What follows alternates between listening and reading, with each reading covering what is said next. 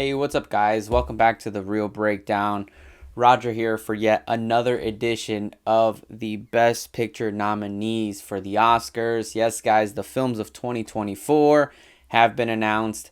I have watched all of them, and now it's time to give you my thoughts for them. So, as I said, guys, this year, 10 Best Picture nominees, a very different batch than the movies we got last year, which is always exciting and fun. I'm kind of liking this tradition, guys. I really like going to check out all these different films that I would have otherwise never heard of or gone to see. So, with that said, guys, let's jump right into what these 10 films are. I'm just going to list them off of like the order that I watched them. So, again, in no particular order, the 10 Best Picture nominees are Dune 2, Conclave, Wicked, A Complete Unknown, The Brutalist, Emilia Perez, I'm Still Here, Nickel Boys, Anora, The Substance. Just like we've done before, guys, I'm going to go through each one of them, give you a little bit of insight into kind of my overall thoughts on how I felt the movie was, whether I liked it, I didn't like it. And then at the end, guys, I will give you my film that I think should win, the film that I think will win, and just my overall thoughts on this year's nominees. So with that said, guys, again, in no particular order, pretty much the order that I watched them in, let's jump right to it. Up first, we have Dune Part 2, which is directed by Denis Villeneuve and distributed by Warner Brother Pictures. So when it comes to Dune 2, I have to say I was super excited for this movie. The first movie I thought was fantastic. I thought that Denis Villeneuve did a phenomenal job in not just making a great film, but transporting us to Arrakis, transporting us into this world. You know, Paul Atreides, that whole family line, all the political dynamics. What a fantastic movie Dune Part 1 was. And Dune Part 2 truly just furthers the strong performance of this movie, of this franchise, and of this director. Guys, I have to say, this movie took it to another level. I really enjoyed the cinematography on this film. I really enjoyed the storyline, the plot, where we went, what our characters did. I mean, Paul Atreides, who he is at the beginning of the movie and by the end of the movie, taking on this Messiah persona. I thought that the character development was fantastic. The script was so rich. Going to see Dune Part 2 in the movie theaters was one of the best movie experiences you could have had in 2024. And it clearly makes sense why this movie was nominated for Best Picture. I'm beyond excited for Dune Messiah, which is going to be the third installment in this franchise.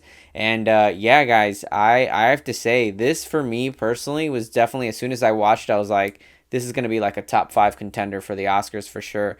And here we are, it's on the list. I think that there are very strong performances by Timothée Chalamet, strong performance by Zendaya, strong performance by Florence Pugh, who's a fantastic addition to this world.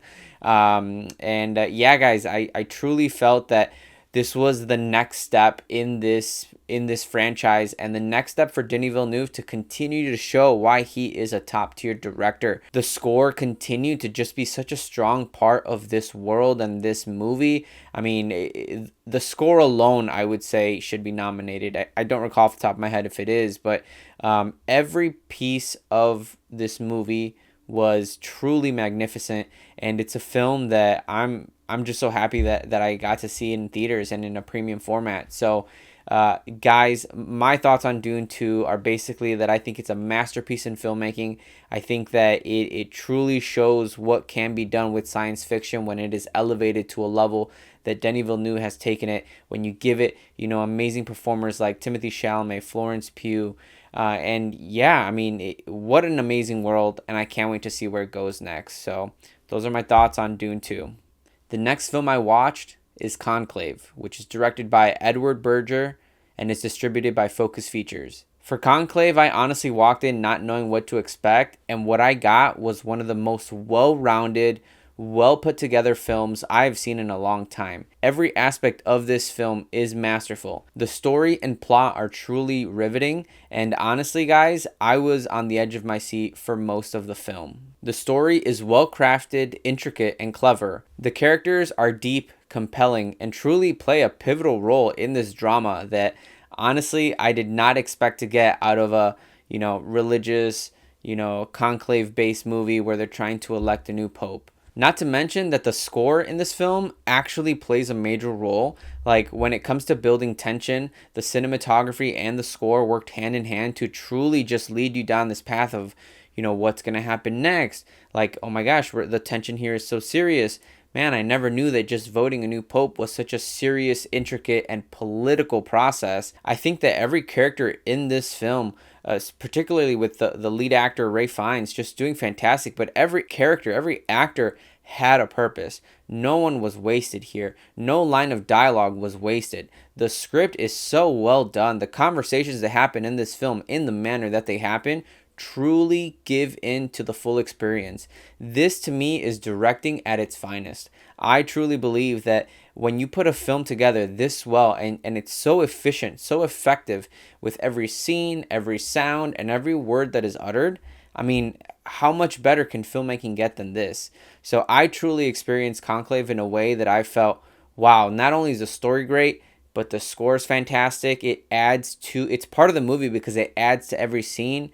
The cinematography was beautiful, but not overdone. And it was just a great experience to go see in the theaters. So for me, this truly was my type of film where you're mixing great character development along with phenomenal story and great storytelling.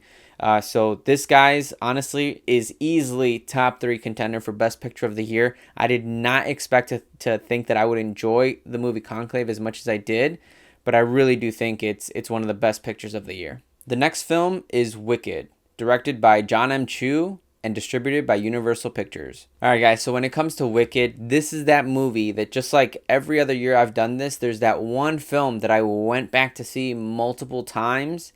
Wicked is that movie for me this year. I think I've seen this movie 3 times in the theater, maybe 4 if I'm missing one.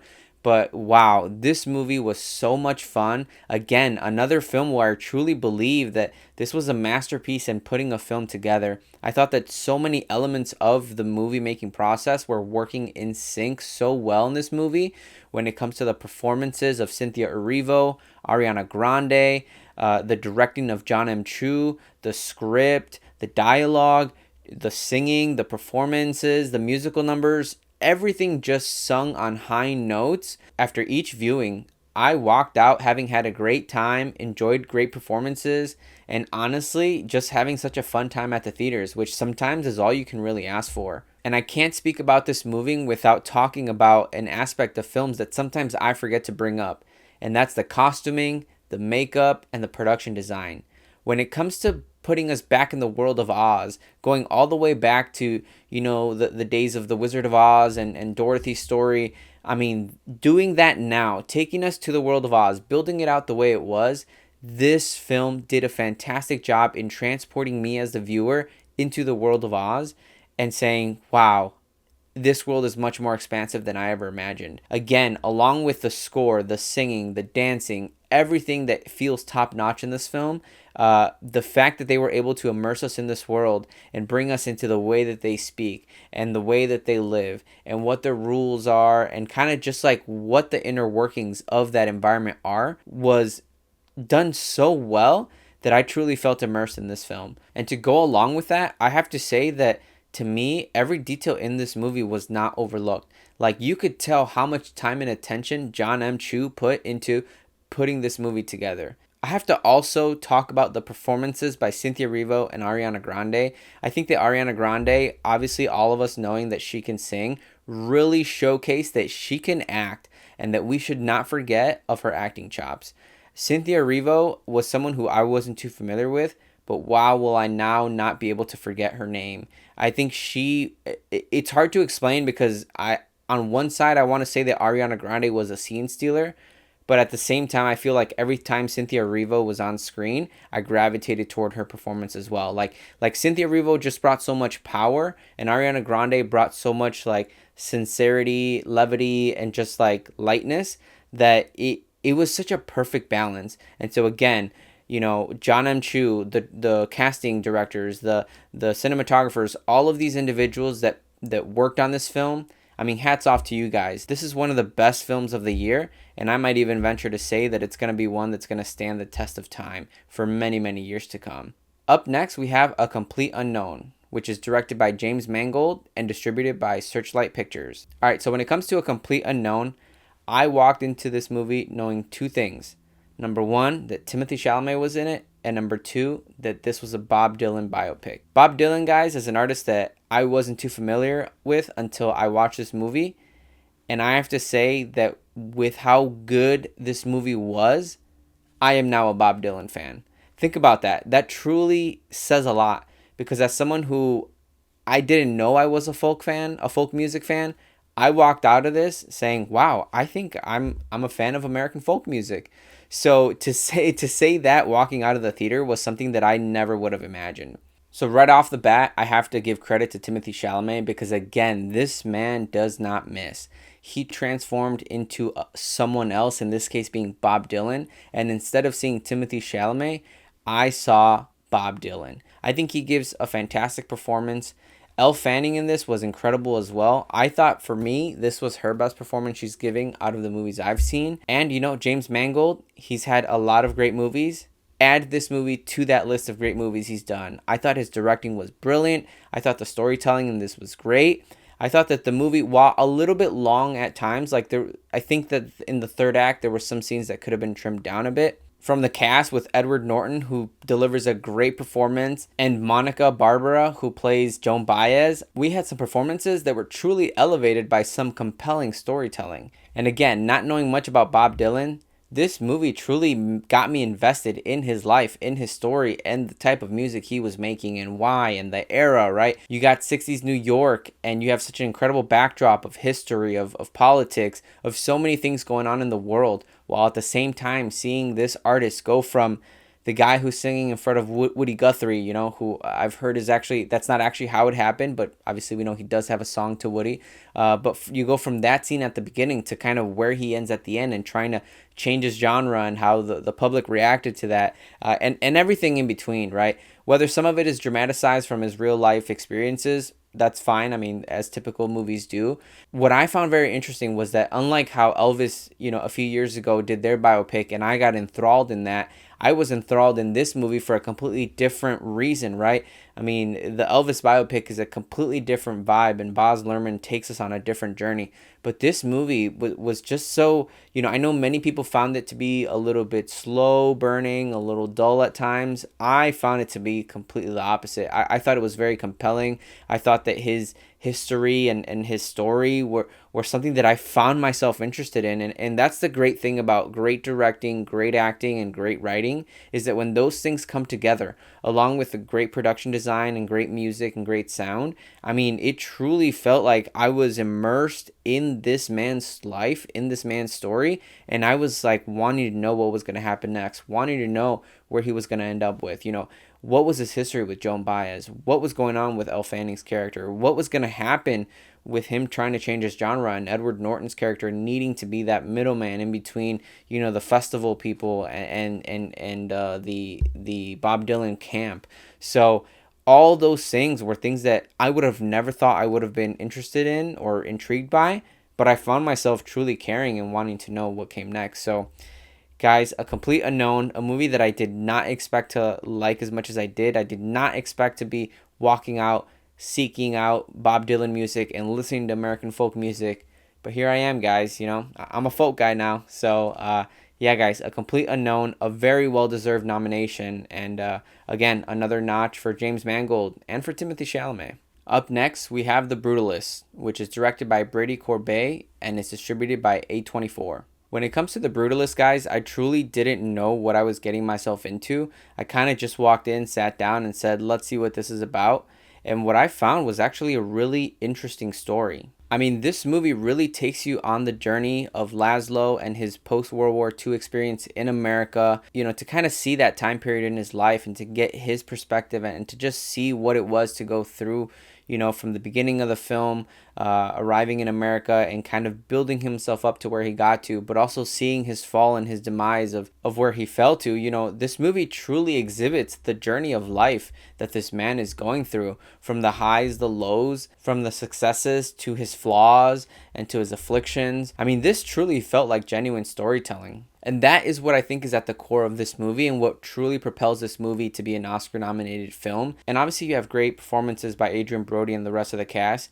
But I think that the story, the script, and the directing came together really nicely to create a compelling story of the journey of this man. And just as Laszlo was experiencing some of the successes, I felt happiness and joy for him. And just as he had some missteps and he had some downfalls, I truly felt bad for this guy. So even though I don't think that there's anything extremely noteworthy when it comes to, kind of the directing or the cinematography, it's great. Don't get me wrong. But did it go above and beyond what we've seen from some of the other nominees? Not necessarily. I will say that it was nice that in a 3.5 hour long movie, they added a 15-minute intermission. I thought that was perfect. So yeah, guys, overall, I have to say that I really enjoyed the movie. I thought it was something that, does deserve to be nominated for Best Picture. Although all the individual parts of the film are great and above average, I didn't feel that as they came together, the sum of its parts truly was greater than the whole. And because of that, guys, I felt that the film just needed a little bit more to truly be that impactful movie that I felt it was trying to be. And the next film is Emilia Perez, which is directed by Jacques Audiard and is distributed by Netflix. I know that there was a lot of drama in the media about this movie, some of its actors, and a lot of TMZ type stuff that honestly I just don't really pay attention to. When it comes to this film, guys, I don't really know where to start. To me, this film is the epitome of a movie that has good intentions, that is putting an effort out on trying to do something, and just not really hitting the mark. What I mean is that, when it comes to this movie and some of the musical numbers that they put in it and some of the performances and choreographed numbers that they added in, it just didn't work for me. I kind of felt that this movie was all over the place when it came to tone. I felt that the storyline had some compelling elements and had some moments and some dialogue that was truly, you could feel some of the emotion that they were wanting you to feel, but it honestly never got to the point where I think they wanted us to get to, which was, like, wow, truly having the message of being yourself, your true self, and the freedom within you, having the freedom to be yourself. It didn't really hit home how I think that they wanted to, because I think that there were so many elements of this movie that felt out of place. The musical numbers, as much as I love a musical, right? I just raved about Wicked. They just didn't make sense in this film. They didn't fit in the way that you would want them to fit in. And oftentimes they weren't utilized in the way where, in some film, musical numbers are used to give expositions, and other times it's used to kind of just enhance the overall experience. And here I felt that in the moments when they shouldn't have been using the exposition side of a musical number, they were. And then in moments when they were more so trying to just add a great or fun number, is in the moments that they shouldn't have. So I truly just feel that there were so many missed opportunities in this movie. And unfortunately, I think that comes down to Jacques and his team. The director putting this together. I unfortunately, I just feel like this film really missed the mark. I don't think it's a horrendous film. I think that Zoe Saldana is the star of this movie. Like, her performance is incredible. She's a powerhouse, and you can tell that she truly committed to the role.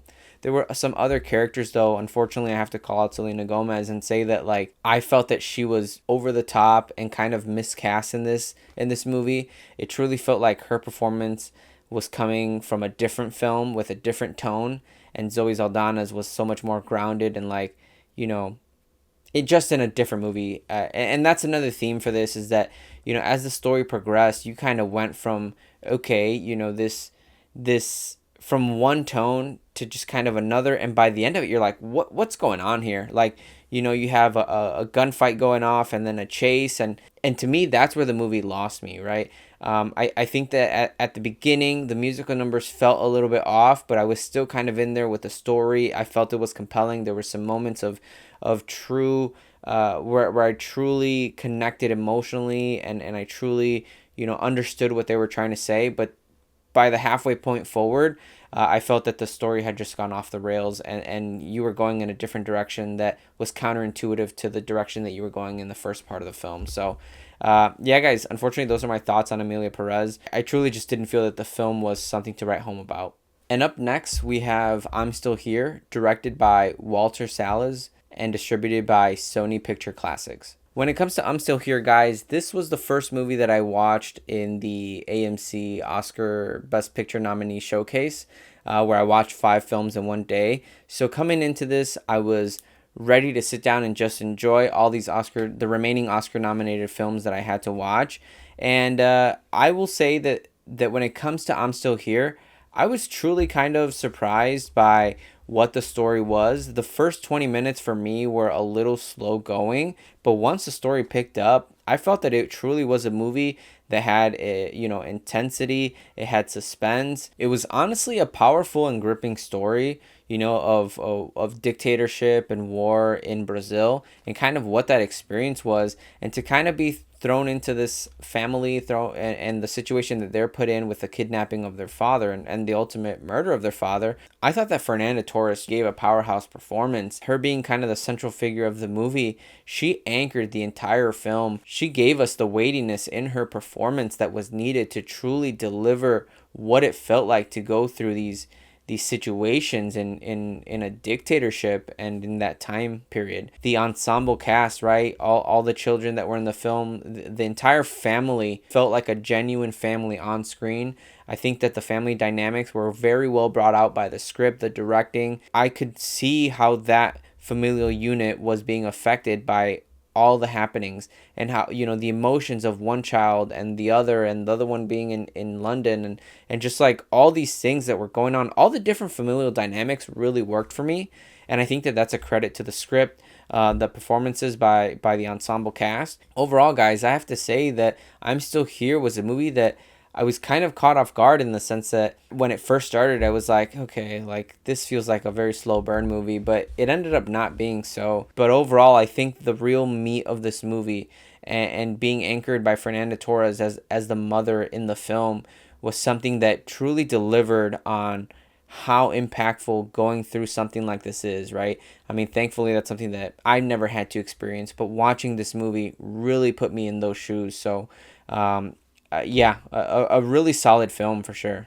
Up next, we have Nickel Boys, which was directed by Ramel Ross and distributed by Amazon MGM Studios. What can I say about Nickel Boys? Guys, this movie unfortunately was one that I didn't really enjoy.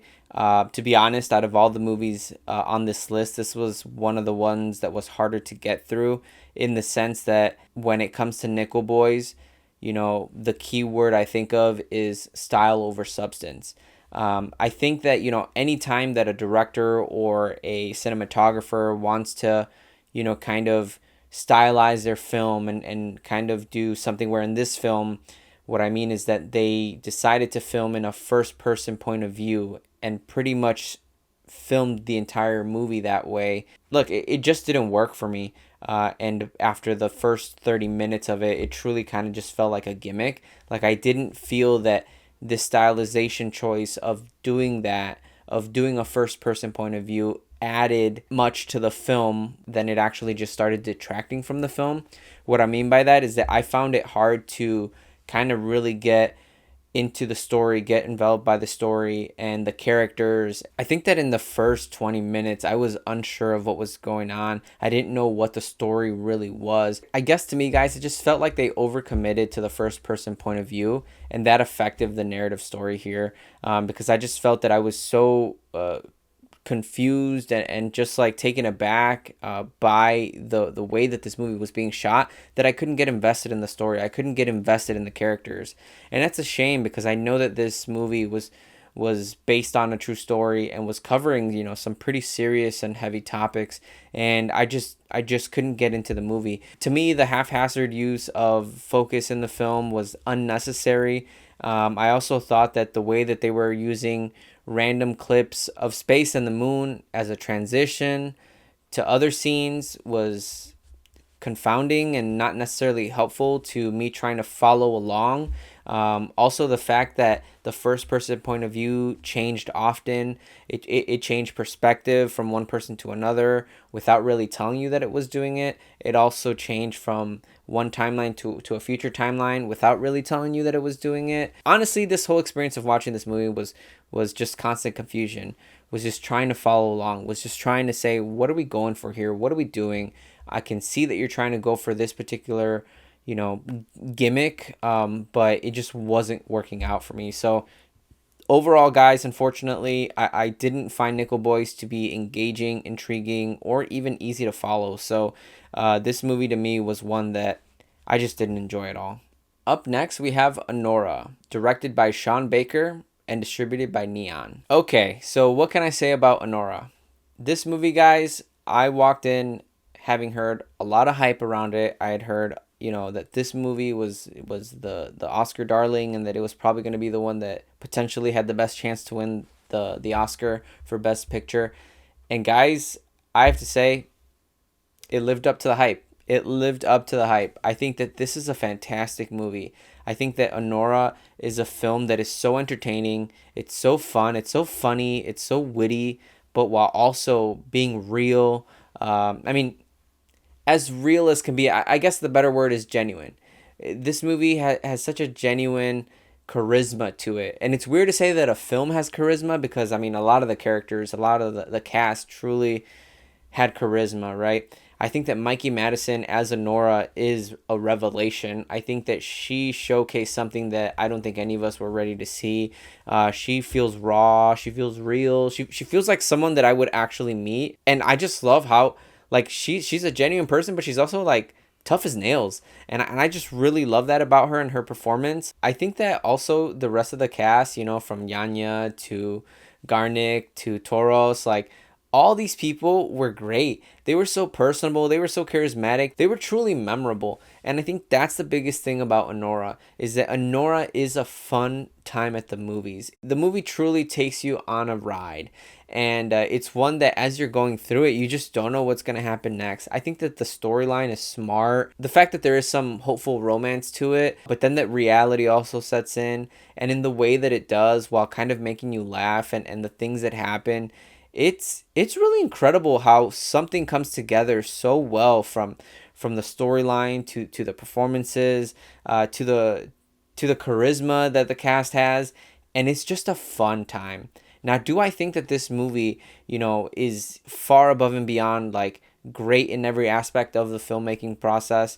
No, not necessarily. I think that the cinematography was fine. I don't think it was anything that was, incredible or to write home about. I think the score was fine as well. I never felt that the score was truly adding to the movie enough for me to say, wow, the score is a masterpiece.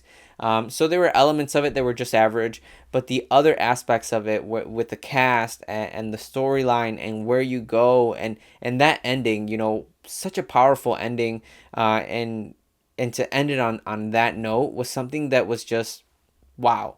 Like, it kind of left me speechless a little bit. And so, guys, just to kind of top it off here for Anora, what a great film. Honestly, a film that I could see myself going back to and watching because of that ensemble cast. It was a lot of fun. And sometimes you just need a movie that's fun. So, Anora, what a great film. And last up, guys, is The Substance, directed by Coralie Farjah and distributed by Mubi. What can I say about this movie? Guys, I don't know what this movie is. Honestly, I sat down and watched The Substance. I had heard that, this movie was a little out there, a little weird, but I could have never expected what I got. I can tell you guys that I did not enjoy this film. I think out of this list, this is definitely the worst movie on the list. I don't think this is a movie that I would ever watch again. And for me, here's why.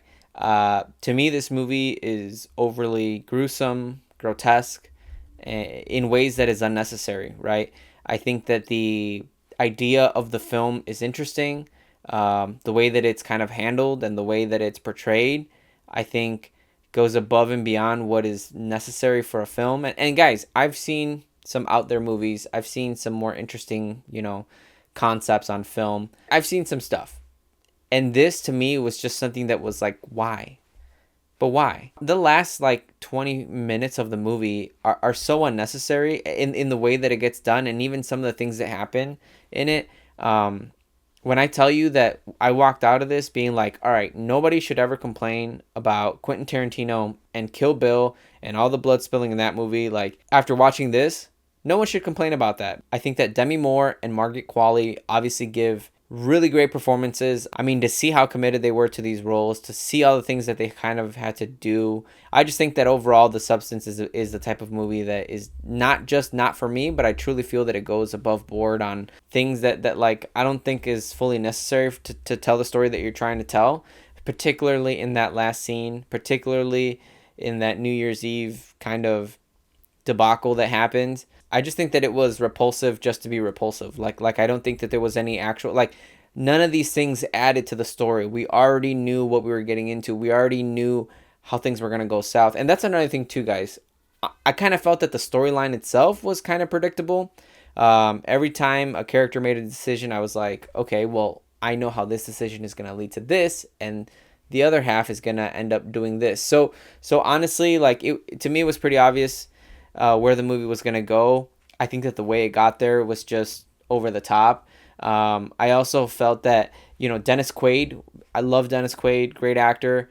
He also felt like he was completely in a different movie. He was overdoing it in his acting, and his character felt out of place. Overall, I just felt that the imagery used in this film overpowered anything that the story could have given us. I think the performances were solid. I commend them for the commitment that they gave to this movie.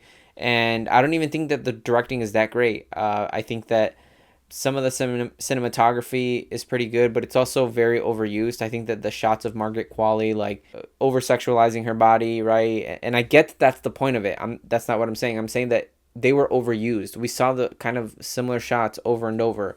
And the first time, yes, it's impactful and you get the point of what's going on. But then the second, the third, it's like, okay, we've seen this before. So to me, guys, there was nothing that was really standing out of this movie. And honestly, I was very turned off by the grotesque imagery and the unnecessary aspect of it, right? Like, if you say, all right, I'm going to give you, gross or grotesque imagery, but it's going to add to the film, then okay, I can stomach that better, right? I can digest that better.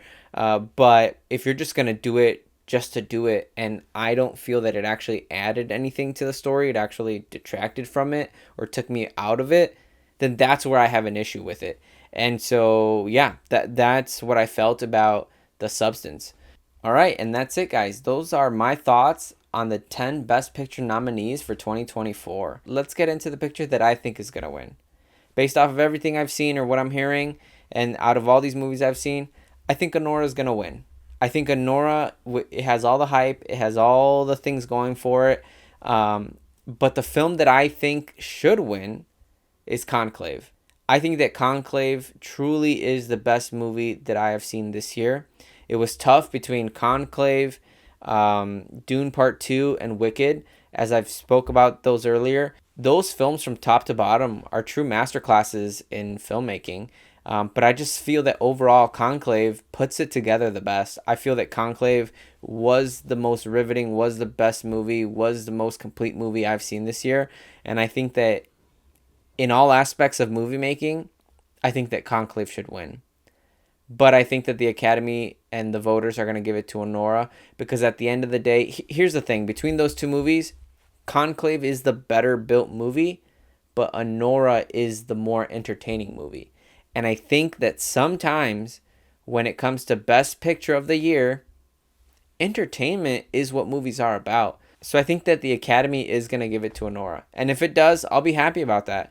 I do think that Conclave is the best movie of the year, followed probably by Dune Part 2 and followed by Wicked and then Anora. And overall, these 10 picture nominees, I have to say, guys, this is the first year that I've been doing this where I truly feel there's a huge difference between like the top 3 and the bottom 3 films of the year. Like I appreciate that there's like such a wide variety of films every year. But this was the year where I'm like, wow, there are 3 or 4 movies on this list that, in my opinion, don't deserve to be on here. And like I said, for when it comes to The Substance, I'm questioning myself why it was even nominated. And honestly, I'm a little offended that it even took a spot on the list when there are so many great movies out there that could have maybe gotten a spot. I have to say, this was the first year where I'm truly scratching my head at some of these films.